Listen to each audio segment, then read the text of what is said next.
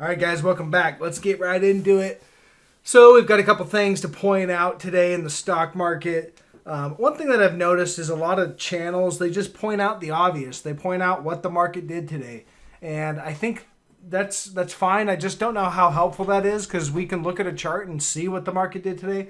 So I want to point out some things that are not as obvious. So let's get right into it. And I am going to point out, obviously, some charts, maybe some trade ideas. All right, NASDAQ futures. Here's what we got going on. This is an uptrend right here. The line can be drawn many ways, and I was playing with it a little bit.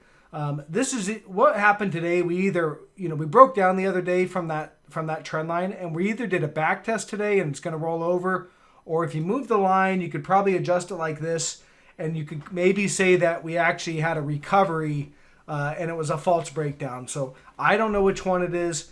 Depends on how you draw the trend line. Tomorrow will be telling. Same with the SPY. Here's the trend line that I got right here. We had a couple reactions here, one right there. And then the impulsive breakdown, and then either a recovery or a false, either a back test or a false breakdown. Again, I don't know which one it is, so we got to wait till tomorrow to find out. Let's get at the SPY here. Here's what we got in the SPY, though. The SPY, I've got resistance right here at 338.25. That comes from this reaction, several right in here. And then look, it hit support right there. And then we broke down, and it looks like it was a back test. Where I get that, they closed it right at resistance, right there at 338.27. It's basically to the penny. But the wick, the big wick, looks like it overshot to recover support and then failed and sold off and closed right at resistance. So I think it's a back test of resistance, but again, tomorrow will be telling. Maybe tomorrow what they do is they'll open it up, maybe open it up in this area, 338.50, maybe 338.60, somewhere right in there. Could open a little higher, but maybe right in the 338.60 area, and then they'll instantly sell it off back below and hold resistance, and then that would be a confirmation that this is going to hold those resistance and will probably continue to move it lower, and this was a back test.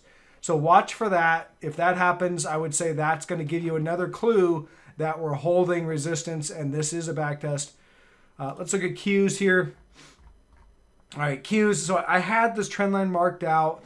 I think it's a pretty valid trend line at this point. We've got three reactions. So we've got one here, and one right here. So that's three, and today's four. They closed it, just slightly above that, but pretty much right on it. So we'll see. It could be right at resistance, maybe not. I'm not playing any of these right now. The way I'm playing it is, and that's what I want to go into now in the video. I want to show you guys something that I'm seeing, that if you're just looking at the SPY and the Qs, you're kind of getting tricked into what's actually going on in the market. So I want to show you the equal weighted SPY. Here's the SPY, and the SPY was up, 0.3% today, and so slightly up. If you look at the equal weighted SPY, which takes every single stock in the S&P 500 and makes it a equal weight, so basically the FANGs are overweighted in the SPY, and so it makes the FANG the same weighting as another stock. Basically, they're all equal weight. And if you look at that, you'll see that the RSP, equal weighted S&P 500, was down 0.5%. So the FANG weighted SPY was up 0.3%. The equal weighted SPY down 0.5%. So the underlying market, if you pull out the FANGs, 5 stocks, pull that out, the market's actually going down. Let's look at the Qs. So here's Qs up, a percent and 0.4 basically right there. And if you look at the equal weighted Qs, QQQE, you'll see that it was only up, 0.4%. So 200% higher gains today, 1.4% in the heavily FANG weighted triple Qs, and the equal weighted Qs only 0.4%. So yes, tech is moving up, but it's really most of the gains that are being made by the FANGs. And so I think that's just something to consider. When you look at the S&P 500, you've got 5 stocks pretty much carrying the market, and the rest of the market is selling off. And so when you look at something that doesn't have the things in it, like IWM, we were down today 0.5%. So the IWM is the Russell 2000 essentially. That's 2,000 small cap stocks. That this indice does not have the 5 megatech stocks in it, and it's down. So the point is, I'm trying to show you that the market is actually rolling over, and you've got everybody's crowded into 5 stocks. They're all crowding into these 5 FANG stocks, and everything else they don't care about. Everything else is being sold essentially, except for the 5 FANG stocks. Let's look at the financials, down 1% today. The financials actually have broken trend. Look at this. So here's the trend going back to March, and you've got a reaction kind of here. Didn't quite get there. Reaction right there. Several reactions right here, and then we broke down. So if there's, I'll say it again. I've said this in the past. If there's going to be any kind of rescue job, it's going to be done right here in the XLF. So watch for that, because the market, likes to rescue the broken trends. It wants to. If it doesn't rescue XLF and it starts selling off, that's a key tell that the rest of the market's probably going to come down. So we'll watch this, see if they can create a rescue job or if the weakness persists. So financials selling off. Let's look at XLV, the second largest sector outside of tech. Broken down, a broken trend right here. Look at this. This is an hourly chart, bearish rising wedge right here. Here's your bearish rising wedge. And, the trend line can be adjusted slightly. You can move it around. We could even probably say, if I wanted to, I could even say maybe it was that. And right here. But still, it's still broken down. So we broke down, kind of flagging out. Looks like it's going to continue. This could recover. Could be a rescue job put in place here to try to recover this. But as of right now, it's broken down. So, and that's the thing. This, XLV is down 0.3%. You had the XLF was down 1%. The only thing that's essentially up is the FANG stock. So I can point that out right there. Look at that. Here's your S&P 500 heat map right there.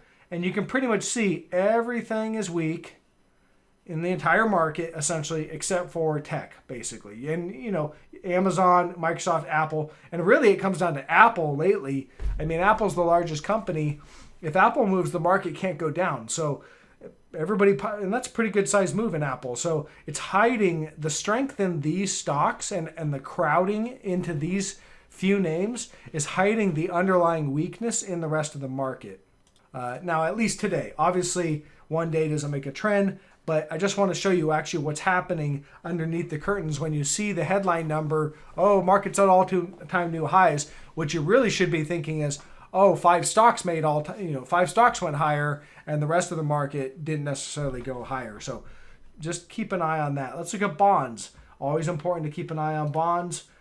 Bonds gives a key indicator of what the major professionals are going to do. Bonds were up today slightly. So, bonds catching a little bit of a bid, not much. So we'll see if this, if there's continued weakness in bonds, but bonds up. The rest of the sectors outside of tech were actually, were down basically, except for the FANG stock. So any sector that had the FANG stocks in them, was doing okay. But anything that doesn't have FANG in it was potentially pretty much down. Okay, here's something else. SOXX, semiconductors. Usually the leading edge of tech. Where the semiconductors go, typically the large cap techs are going to follow. And oftentimes it can lead. So here's something that you should look at. Let me get rid of this little guy. Here's the daily chart. And you can see uptrend here. And looks like we're starting to break. Right here, this candle today was a gap down and it closed below. So if I go to the hourly, we can look at this a little bit more in a little more detail. And you can see that basically we're just kind of walking up this trend line. Now my trend line could be off slightly. We could adjust it, maybe move it here like that. But I can't connect 3 data points that put this price action today within the trend. So that's the thing. It's broken the trend regardless. If I have it here, benefit of the doubt, then I've got, this data point and this data point, but we're still below the trend here. I can't connect this one. And it doesn't make sense to just connect this low and the price action today. You have to have more than two data points to make a trend. So ultimately, I see the trend being something that's right around here, even adjusted slightly higher right about there. Then I have, I've got a data point here, here, here, right there, several.